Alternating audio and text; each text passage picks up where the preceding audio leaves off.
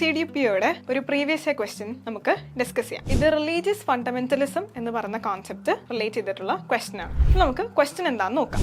Religious fundamentalism primarily points to Option A, strict adherence to basic religious and beliefs.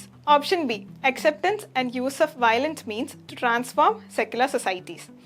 Option C, commitments to the fundamental beliefs of charismatic leaders.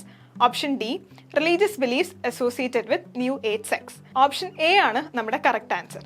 Religious fundamentalism എന്ന് പറഞ്ഞാൽ old religious ബിലീഫ്സിൽ believe ചെയ്ത് അതിൽ മാത്രം വിശ്വസിക്കുന്ന ആൾക്കാർ അല്ലെങ്കിൽ ഒരു theory അല്ലെങ്കിൽ ഫിലോസഫിയാണ് റിലീജിയസ് ഫണ്ടമെന്റലിസം. അപ്പോൾ strict adherence to basic religious and beliefs. അവരുടെ റിലീജിയനാണ് ഏറ്റവും പ്യുവർ, അത് മാത്രമാണ് ശരി എന്ന് വിചാരിക്കുന്ന ആൾക്കാരാണ് റിലീജിയസ് ഫണ്ടമെന്റലിസത്തിൽ അല്ലെങ്കിൽ റിലീജിയസ് ഫണ്ടമെന്റലിസം എന്ന് നമ്മൾ പറയുന്നത്.